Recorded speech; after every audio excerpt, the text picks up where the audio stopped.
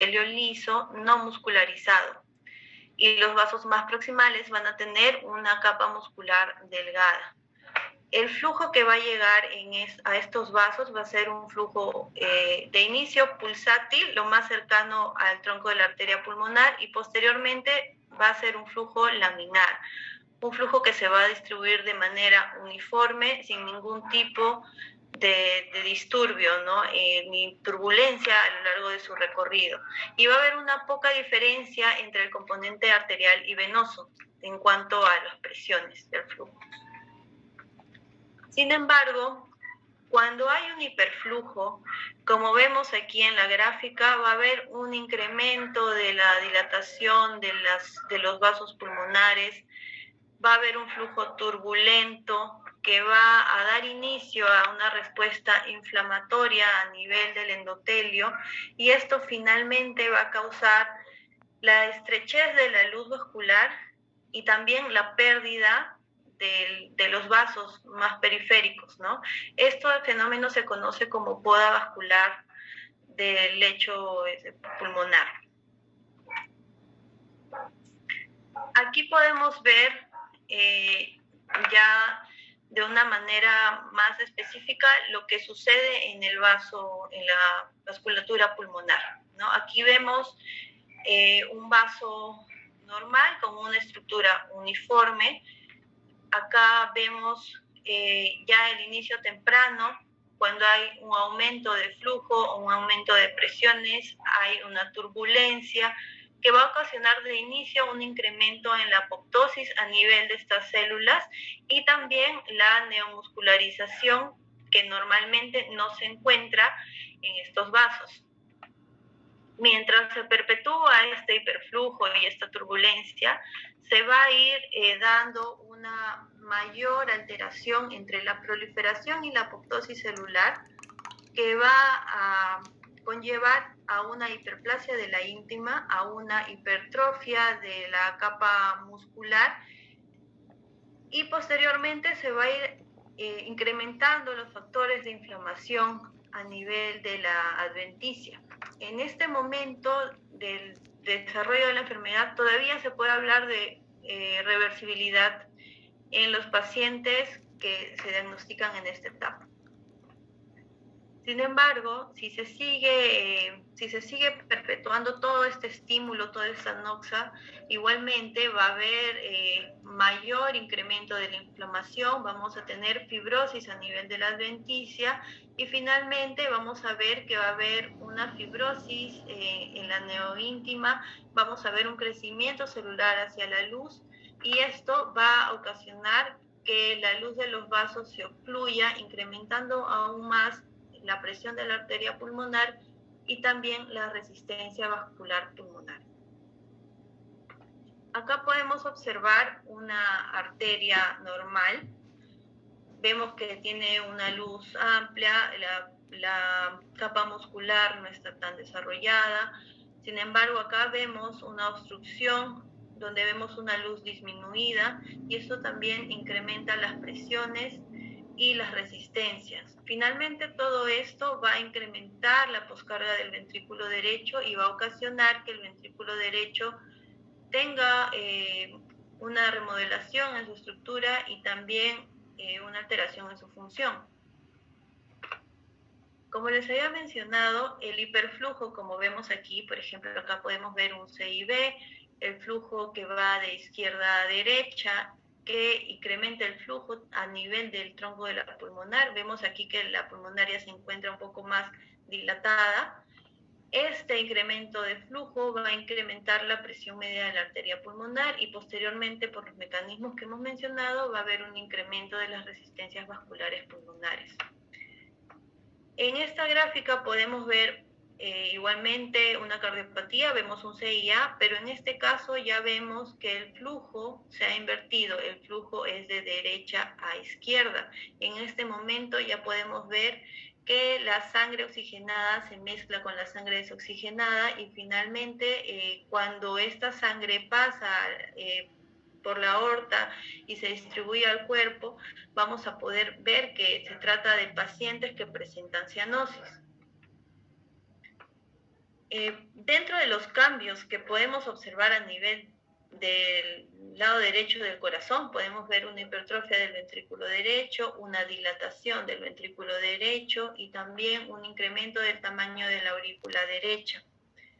Pero estos cambios no solamente van a afectar al ventrículo derecho, ambos ventrículos, tanto derecho como izquierdo, interactúan. Como vemos en la gráfica, el crecimiento del ventrículo derecho ha desplazado el septum hacia la izquierda. Por lo tanto, el ventrículo izquierdo va a tener un menor volumen de llenado, una disfunción del ventrículo izquierdo se va a ir desarrollando a lo largo de este tiempo y finalmente va a ocasionar que haya disminución del gasto cardíaco. También debemos diferenciar la hipertensión pulmonar causada por un shunt pretricuspidio, en este caso hablamos de un CIA que se encuentra anterior a la válvula tricúspide, y la hipertensión ocasionada por un shunt postricuspidio, por ejemplo, un CIB, una ventana ortopulmonar, un PCA, ¿no? En el shunt pretricuspidio, las presiones que se manejan son menores. Por lo tanto, toda esta cascada de eventos endoteliales se van a dar hasta en un 10% de los pacientes, pero ya en etapas más avanzadas como segunda o cuarta década de la vida. Sin embargo, en el shunt postricuspidio estamos hablando, además de volumen, también de presión. El ventrículo izquierdo tiene una presión mayor al ventrículo derecho, entonces estas remodelaciones que se van a dar a nivel del lecho vascular pulmonar van a ser en menor tiempo. Entonces, tenemos que el incremento del flujo pulmonar va a producir un flujo turbulento que va a dar una alteración a nivel de los mecanismos de apoptosis, de proliferación e inflamación a nivel de las células endoteliales, y esto va a ocasionar una disfunción endotelial. Ya hemos hablado de la afectación que tiene el ventrículo derecho y cómo esto finalmente afecta el ventrículo izquierdo. Todo esto va a ocasionar un estado, o bueno, ya se viene ocasionando un estado de inflamación sistémica, y vamos a tener mediadores proinflamatorios que van a afectar también los diferentes órganos. Tenemos que a nivel renal puede haber un daño glomerular, intersticial, disminución de la reabsorción a nivel tubular. A nivel hepático vamos a encontrar congestión de sinusoides que finalmente van a conllevar a una fibrosis hepática, a alteración en el metabolismo de algunos medicamentos. Podemos encontrar también pacientes con ascitis o ictericia. A nivel del tracto gastrointestinal vamos a tener translocación bacteriana, vamos a tener un déficit en la absorción de micronutrientes. Estos pacientes muchas veces van a requerir suplementos de hierro. Son pacientes que incluso pueden llegar al estado de caquexia. En cuanto a la parte del tejido cerebral, va a haber una disminución de la oxigenación a nivel de estos tejidos, va a haber una activación neurohormonal, va a haber también consecuentemente una disminución en la función cognitiva, pérdida de memoria, ansiedad, depresión. A nivel de músculo esquelético, la hipoperfusión y la hipoxia por la disminución del gasto cardíaco va a conllevar también a una disminución en el uso de los músculos. También puede haber proteólisis y va a haber consecuentemente atrofia de la fibra muscular. También debemos recordar que muchas veces estos pacientes no toleran realizar actividades, y por ese mismo motivo también va a haber una afectación del desarrollo muscular. En cuanto a la clínica que presentan estos pacientes, podemos encontrar signos de insuficiencia cardíaca congestiva en niños pequeños y también en niños más grandes, ¿no? Podemos encontrar signos como taquicardia, taquipnea, diaforesis, aleteo nasal, hepatomegalia, palidez, signos de perfusión pobre. En los niños más pequeños vamos a ver que hay pobre ganancia de peso, puede haber mayor distrés respiratorio o mayor trabajo ventilatorio, diaforesis. En los niños mayores de 5 años, además, ya nos van a referir otros síntomas, como por ejemplo dolor abdominal, náuseas, disnea al reposo o durante el ejercicio, fatiga o pobre apetito, ¿no? Los síntomas se van a ir instalando de manera progresiva. También podemos encontrar, además de la disnea, el cansancio, la fatiga, podemos encontrar palpitaciones. Estos pacientes a lo largo del tiempo pueden desarrollar arritmias. En cuanto a la hemoptisis, vamos a ver posteriormente que van a tener una alteración en el estado de la coagulación también. También vamos a ver que son pacientes que se pueden presentar con edemas y también con síncopes. Otros síntomas que se pueden dar por la dilatación de la arteria pulmonar son disfonía por compromiso del nervio laríngeo recurrente y también otros síntomas respiratorios que se van a dar por la compresión del bronquio, como son sibilantes o también atelectasias o infecciones respiratorias a repetición. La Organización Mundial de la Salud desarrolló una clasificación funcional en pacientes con hipertensión pulmonar, siendo la clase 1 los pacientes que no presentan limitación a la actividad, la clase 2 los que presentan una limitación leve pero no sienten malestar en reposo, la clase 3 los que presentan una limitación a la actividad física, pero no presentan malestar en reposo. Sin embargo, alguna mínima actividad física puede provocar aumento de la disnea, dolor torácico, cansancio, síncope. Y en el tipo 4 son pacientes que incluso en reposo pueden presentar signos o síntomas. En cuanto a la evaluación clínica de estos pacientes, ya más específicamente hablando sobre hipertensión pulmonar, son pacientes que pueden presentar cianosis por el mecanismo que ya les había mencionado, ¿no? Cuando el shunt se invierte y es de derecha a izquierda, este flujo de sangre no oxigenada va a ir a través de la aorta a repartirse al resto del organismo y ahí vamos a ver un paciente con cianosis. Pueden presentar acropaquia, sin embargo, también tenemos que recordar que la acropaquia también puede desarrollarse en enfermedades pulmonares crónicas. Podemos ver un paciente con incurgitación yugular, paciente con taquipnea, con uso de músculos accesorios.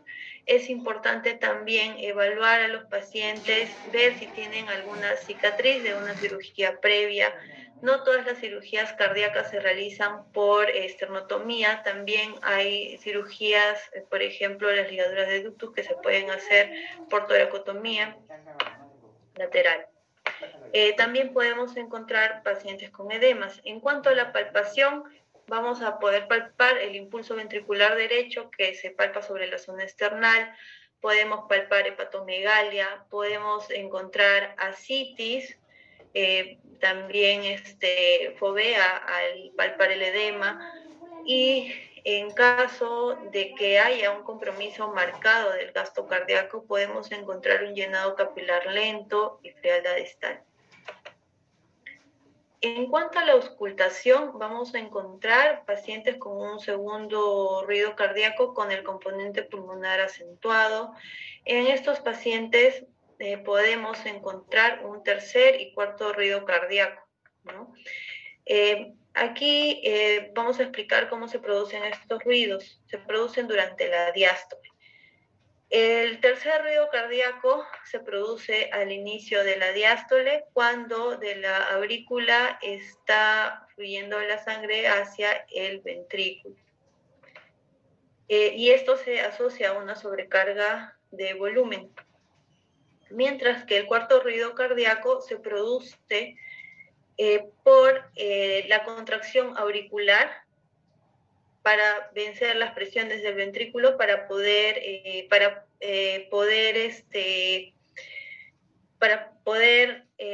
llevar la sangre desde la aurícula hacia el ventrículo, y esto se produce por un incremento de presiones o asociado a una sobrecarga de presión. También podemos encontrar la regurgitación tricuspidia caracterizada por un soplo sistólico.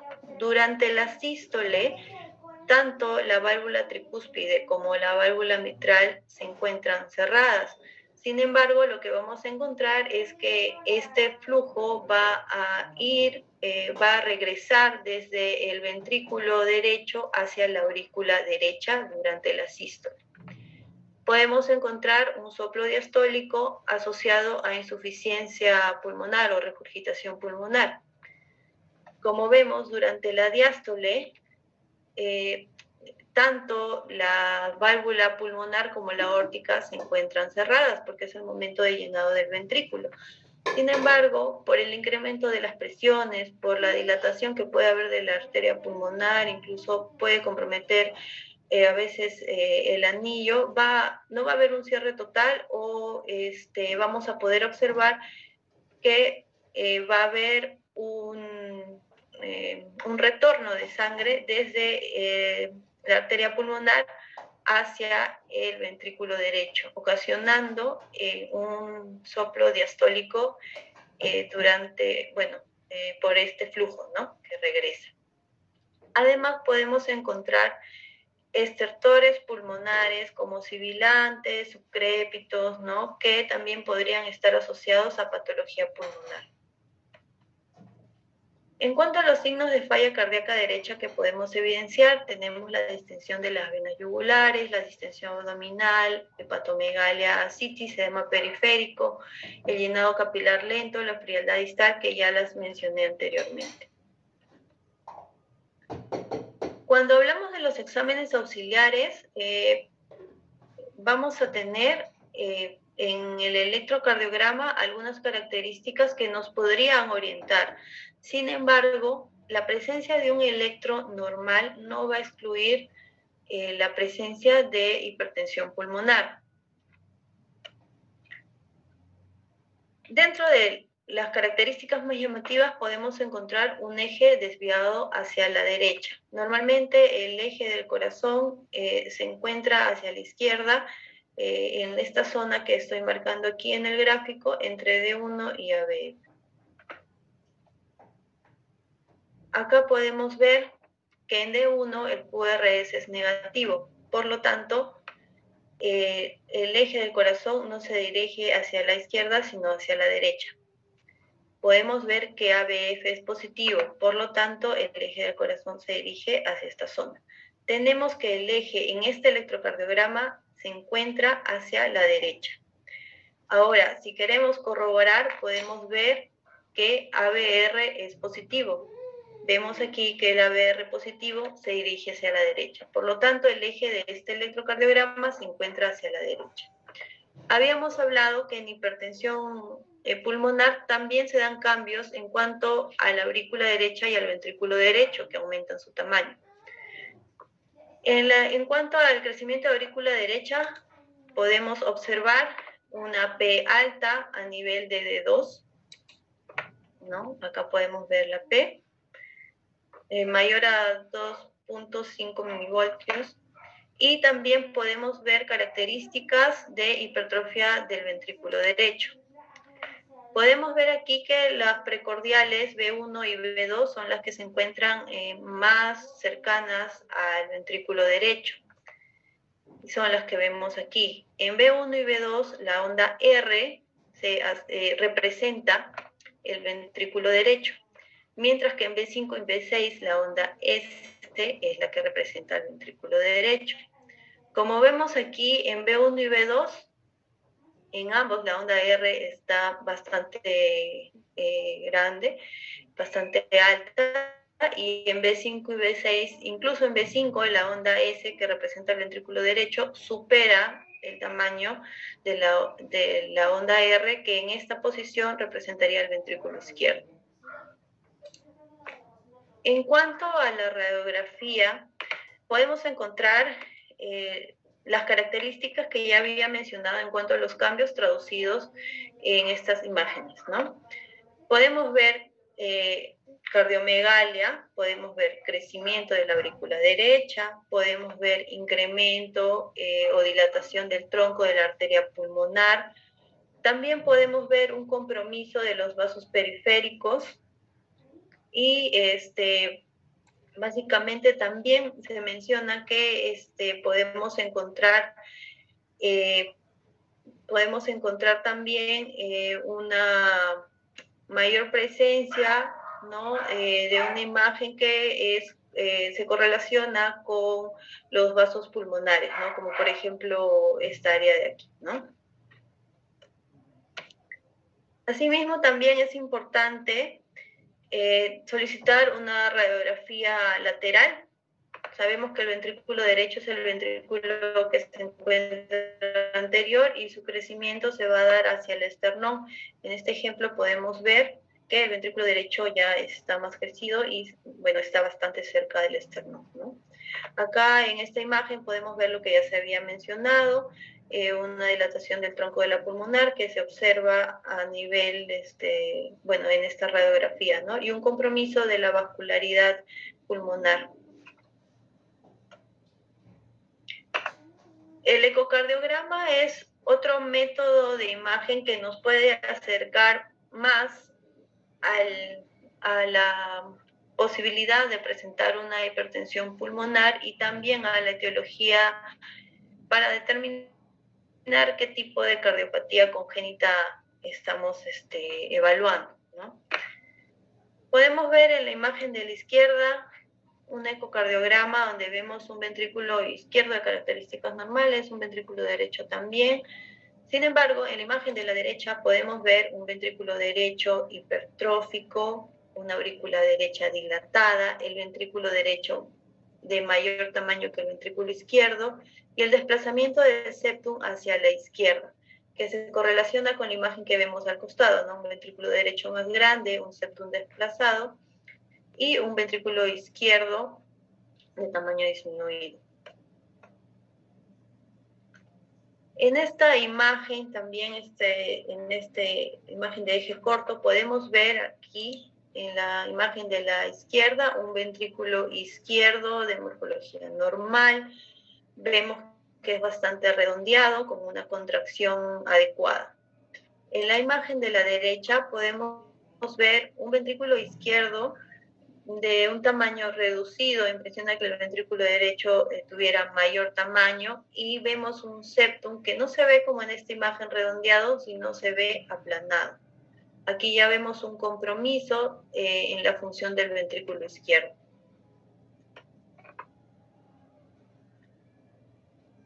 A pesar de tener todas estas herramientas, todavía no son las determinantes para el diagnóstico de hipertensión arterial pulmonar. El gol estándar para este diagnóstico es el cateterismo cardíaco. En el cateterismo se van a tomar diferentes medidas, entre ellas la presión media de la arteria pulmonar y otras medidas que nos van a ayudar a calcular las resistencias vasculares pulmonares. En lo que se realiza en el cateterismo, bueno, se introduce un catéter por la vena cava inferior que llega a la aurícula derecha. Posteriormente se avanza hacia el ventrículo derecho, donde se pueden tomar presiones, y finalmente se progresa hacia otras estructuras como la arteria pulmonar para poder medir de forma directa la presión media de la arteria pulmonar. Con la realización del cateterismo también se pueden hacer otro tipo de procedimientos, como es el test de vasorreactividad, que nos va a identificar a los pacientes que son candidatos para tratamiento, ya sea para cierre quirúrgico o cierre por cateterismo del defecto que pueda tener ese paciente. Básicamente lo que se realiza durante este procedimiento es exponer al paciente a alguno de estos fármacos vasodilatadores, ya sea óxido nítrico o oxígeno en una concentración alta, durante unos 10 minutos aproximadamente, y consideramos un test positivo cuando al volver a tomar las presiones vemos que se ha reducido la presión media de la arteria pulmonar en más de 10 milímetros de mercurio, y que esta presión media es menor a 40 milímetros de mercurio, asociado a un gasto cardíaco igual o incluso mayor que el que tenía el paciente. Luego de que se han hecho las pruebas de diagnóstico y se han hecho pruebas para determinar si el paciente va a ir a algún tipo de procedimiento como corrección del shunt, también tenemos que estratificar el riesgo del paciente. El riesgo puede ser leve, moderado o alto, ¿no? En este cuadro podemos ver diferentes parámetros. Sin embargo, los parámetros que nosotros podemos evaluar como pediatras, ¿no? De manera o durante la evaluación clínica del paciente, son signos de falla cardíaca derecha, si están ausentes o si están presentes. Son signos o síntomas que nos indiquen la progresión de la manifestación de la enfermedad en el paciente, ¿no? Si la progresión ha sido rápida o si el inicio de los síntomas ha sido rápido o todavía no presenta estos síntomas, si hay o no presencia de síncope. Y en niños más grandes podemos incluso podemos catalogarlos dentro de una clase funcional. Esto nos va a dar la idea de clínicamente cómo está el paciente y, bueno, posteriormente ya el resto de exámenes se podrá completar o se podrá complementar el estudio ya con el especialista. Este tipo de hipertensión pulmonar asociada a cardiopatías congénitas tiene ya desarrollado una clasificación donde vamos a encontrar 4 tipos. El primero, el más conocido, es el síndrome de Eisenmenger, donde ya podemos encontrar hipertensión pulmonar con enfermedad vascular pulmonar. En estos pacientes, de inicio se diagnosticó o nacieron con un shunt sistémico pulmonar de izquierda a derecha, pero en el transcurso del tiempo estos pacientes han invertido el shunt y vamos a encontrar pacientes con un shunt de derecha a izquierda que presentan cianosis. Esta condición ya es una contraindicación absoluta del cierre del defecto. Es la forma más severa de hipertensión pulmonar asociada a cardiopatías congénitas y su prevalencia en pacientes con hipertensión pulmonar y cardiopatías congénitas es mayor en la edad pediátrica más que en la etapa adulta, ¿no? La prevalencia, de acuerdo a los diferentes estudios, va desde el 1% hasta un 31% en un estudio que se realizó en el Reino Unido entre los años 2001 y 2006. Las personas que presentan este síndrome van a tener diferentes tipos de complicaciones a nivel multisistémico. Van a tener, además de la afectación cardíaca, alteraciones hematológicas. Son pacientes que pueden tener un síndrome de hiperviscosidad por una eritrocitosis secundaria. No se recomienda hacer las sangrías de manera rutinaria, salvo que el hematocrito sea mayor a 75% en un paciente con síntomas y que no se encuentre en una condición de deshidratación. Además, estos pacientes van a tener también trombocitopenia y van a tender a presentar trombosis. Son pacientes que tienen riesgo de accidente cerebrovascular, de tromboembolismo pulmonar, son pacientes que pueden presentar hemoptisis. Por lo tanto, en estos pacientes se debe valorar de manera individual el uso o no de anticoagulación. Además, pueden también presentar disfunción hepática, falla renal, abscesos cerebrales, gota. Y el tratamiento es básicamente un tratamiento de soporte, ¿no? Un tratamiento para las diferentes complicaciones que presentan, ¿no? En el otro grupo tenemos la hipertensión pulmonar con un shunt sistémico pulmonar. Este shunt todavía se mantiene de izquierda a derecha, como podemos ver en el gráfico, este es un CIB, con el flujo del shunt que va desde el lado izquierdo hacia el lado derecho.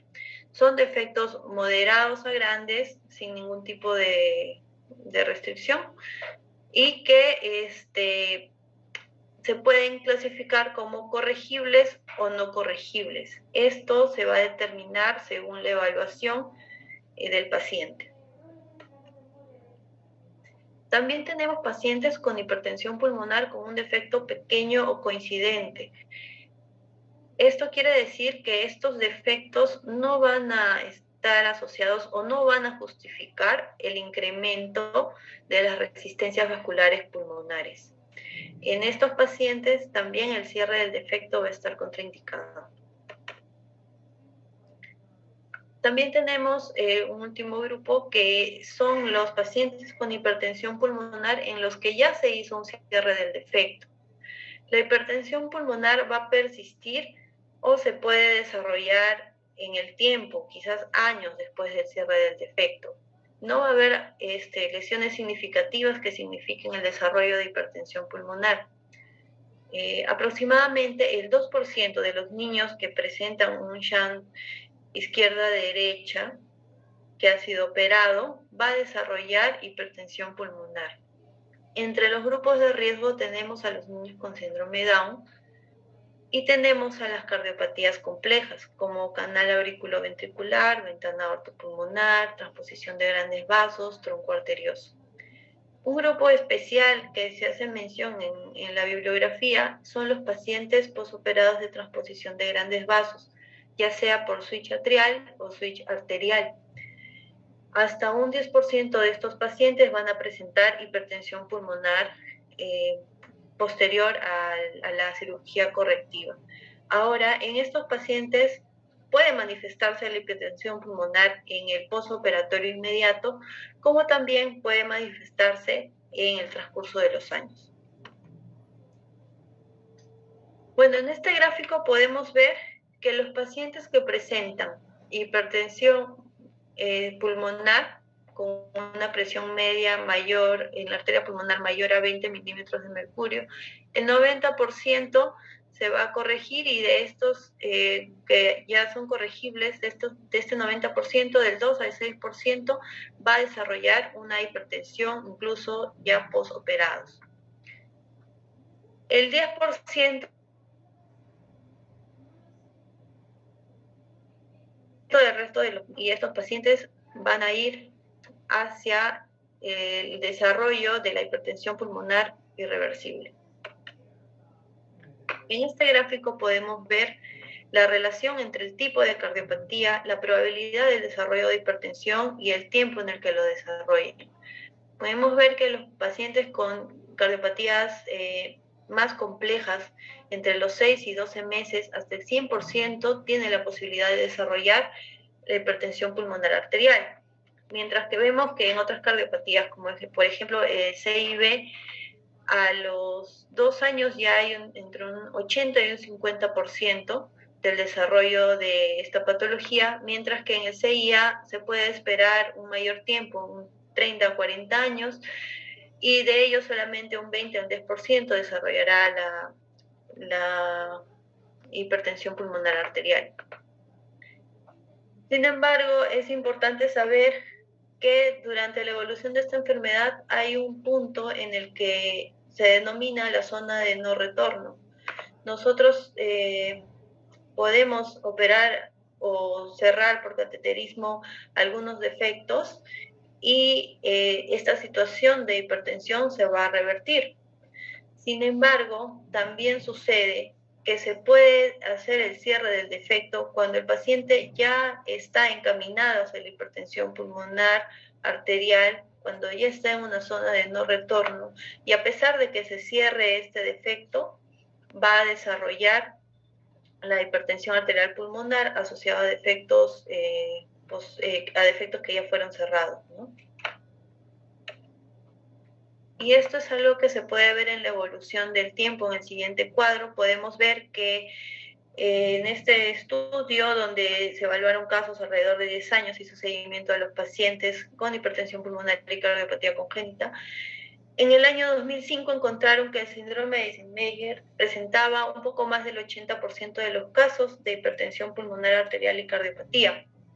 Sin embargo, este porcentaje ha ido disminuyendo y para el año 2015 se vio que había un incremento de pacientes que tenían hipertensión pulmonar arterial luego del cierre del defecto, lo que nos habla que quizás esos pacientes fueron operados ya en esta etapa cuando ya estaban encaminados hacia el desarrollo de la hipertensión arterial pulmonar.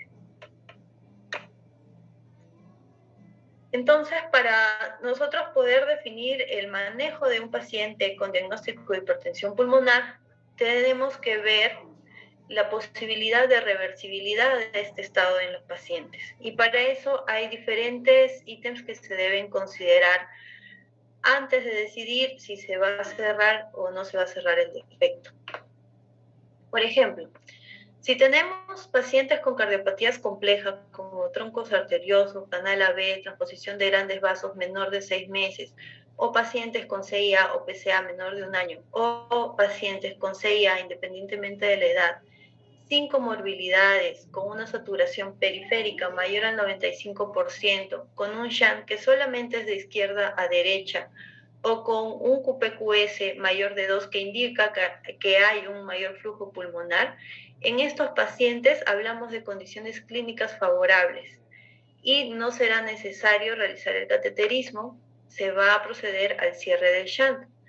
Sin embargo, si estos pacientes no cumplen estas condiciones y son cardiopatías de hiperflujo congénitas complejas, mayor de 6 meses, o CIBs, PCAs mayores de 1 año, van a ir a un cateterismo de estudio.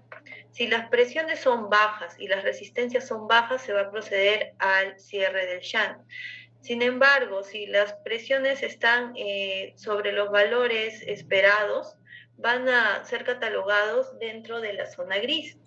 Y aquí tenemos que determinar si estos pacientes ya están en una hipertensión arterial irreversible, en los cuales no se va a realizar el cierre del shunt, o si hay la posibilidad de reversibilidad, que va a depender de cada caso. En estos pacientes se puede iniciar algún tipo de terapia y nuevamente reevaluar con otro cateterismo en el transcurso de unos meses, ¿no? Cabe recalcar que a pesar de que tenga condiciones favorables, a pesar de que en el cateterismo las presiones sean bajas, a pesar de que se encuentre en un estado de reversibilidad, el cierre del shunt puede conllevar a que sí se revierta este estado, o que hasta en un 2 o 6% de estos pacientes se desarrolle una hipertensión pulmonar en los pacientes en los que ya se cerró el shunt. Por este motivo es importante evaluar cada caso dependiendo de la edad del paciente, del tipo de cardiopatía, de las comorbilidades que pueda presentar, del examen físico, de la evaluación ecocardiográfica y del cateterismo cardíaco. Todo ello va a ser lo que nos va a ayudar a determinar si un paciente puede o no puede ser sometido al cierre del defecto. En cuanto al tratamiento farmacológico, el tratamiento está destinado a actuar sobre una de las 3 vías que encontramos en cuanto a la hipertensión pulmonar. Tenemos la vía de la endotelina. La endotelina E1 es un gran vasoconstrictor y también fomenta la proliferación. Por lo tanto, se han desarrollado antagonistas de los receptores de la endotelina, como el bosentan, que tiene evidencia de disminuir las presiones arteriales pulmonares, de disminuir las resistencias vasculares pulmonares, y también ha mejorado la capacidad del ejercicio en los estudios que se han realizado. La vía del óxido nítrico, bueno, básicamente acá tenemos 2 tipos de fármacos: los inhibidores de la fosfodiesterasa 5, que van a incrementar el GMP cíclico, que a su vez va a ocasionar una mayor vasodilatación y también es un elemento antiproliferativo. En este grupo tenemos al sildenafil. Dentro de la vía del óxido nítrico también actúan los estimuladores de la valinilato ciclasa. Tenemos el riociguat, que hasta el momento no ha sido aprobado su uso en pacientes pediátricos. En cuanto a las vías de la prostaciclina, Se sabe que en los pacientes con hipertensión pulmonar severa hay disminución de prostaciclina, entonces se utilizan los análogos de la prostaciclina como el epoprostenol para incrementar esta sustancia y que también se asocia a mayor vasodilatación y también tiene un efecto antiproliferativo. Bueno, los estudios realizados mencionan que la terapia combinada ha mejorado más la sobrevivencia versus la monoterapia en pacientes con hipertensión pulmonar y cardiopatía congénita. En este cuadro podemos ver los diferentes medicamentos y también las dosis que se recomiendan para el tratamiento de hipertensión pulmonar en esta patología. Bueno, como conclusiones, los puntos importantes que les quería mencionar es que las cardiopatías congénitas son una causa frecuente de hipertensión pulmonar en la edad pediátrica, requieren una evaluación clínica para ver signos de falla cardíaca derecha, para ver la evolución de la enfermedad, ver si el paciente va de una clase funcional 1 a una clase funcional 4. Es muy importante para el seguimiento. Tenemos exámenes auxiliares que son de gran ayuda, sin embargo, un electro normal o una radiografía normal no van a excluir la hipertensión pulmonar. El ecocardiograma es un examen no invasivo que nos acerca más a la posibilidad de diagnóstico de la hipertensión pulmonar y también al diagnóstico de la cardiopatía congénita. El gol estándar para el diagnóstico de la hipertensión pulmonar es el cateterismo, y no solo para definir el diagnóstico, sino también nos ayuda a definir el tratamiento que se le puede ofrecer al paciente. Otro punto importante es que los pacientes que han sido sometidos al cierre del defecto pueden presentar hipertensión pulmonar en el futuro. Debemos tener en cuenta los factores de riesgo como las comorbilidades asociadas o el tipo de cardiopatía de la que fue operado.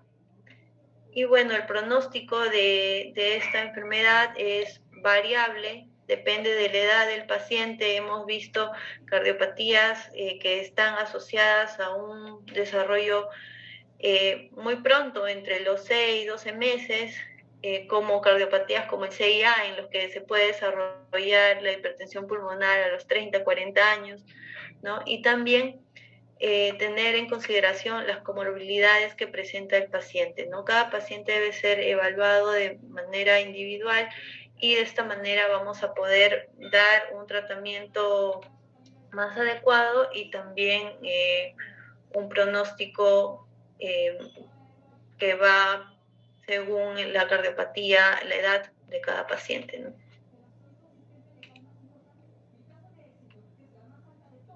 Muy bien, doctora. Felicitarla por tan excelente exposición.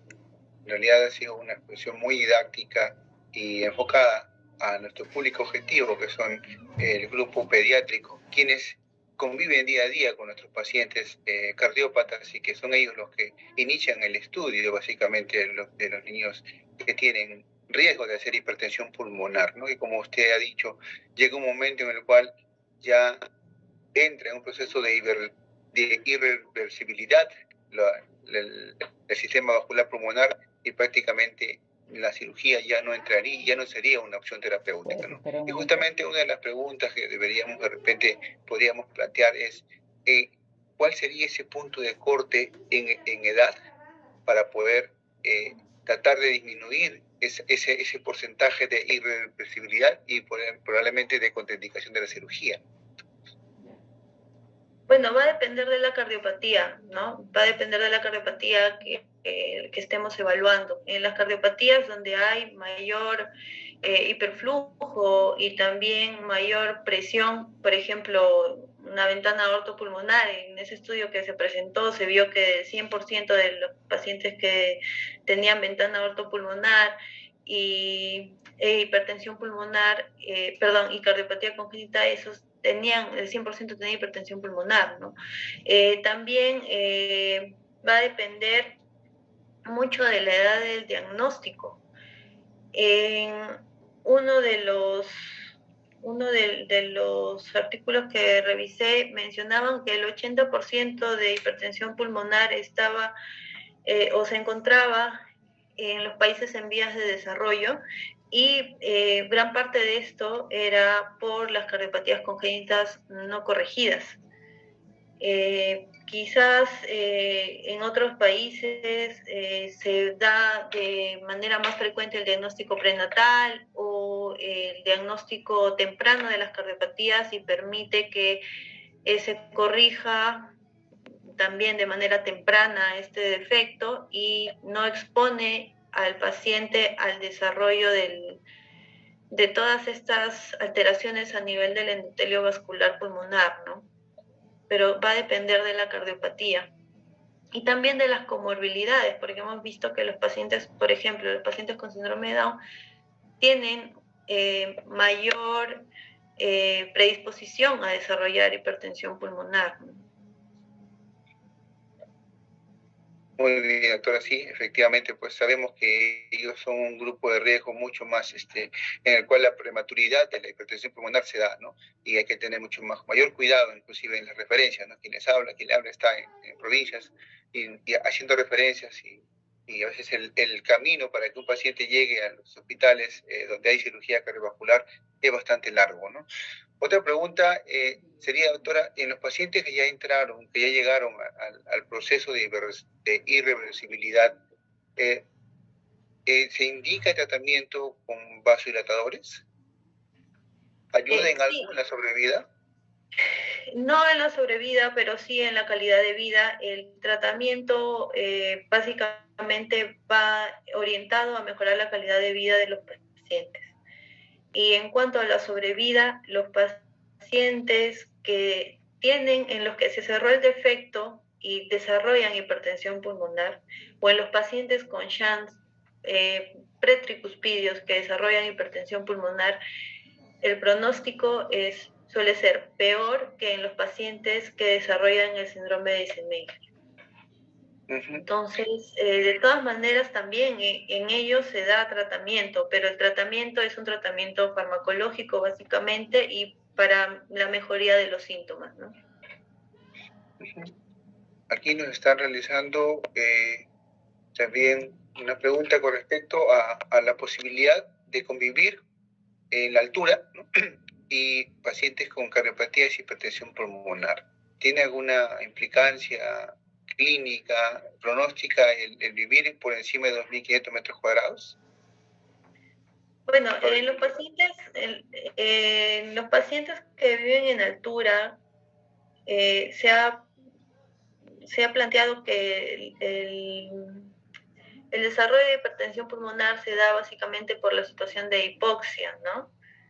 Y ello podría acelerar que se manifieste esta disfunción endotelial, que sí podría darse, ¿no? Podría darse que un paciente nazca en altura con una patología de perflujo pulmonar, y este factor externo también podría incrementar o disminuir el tiempo en el que se desarrolla la patología.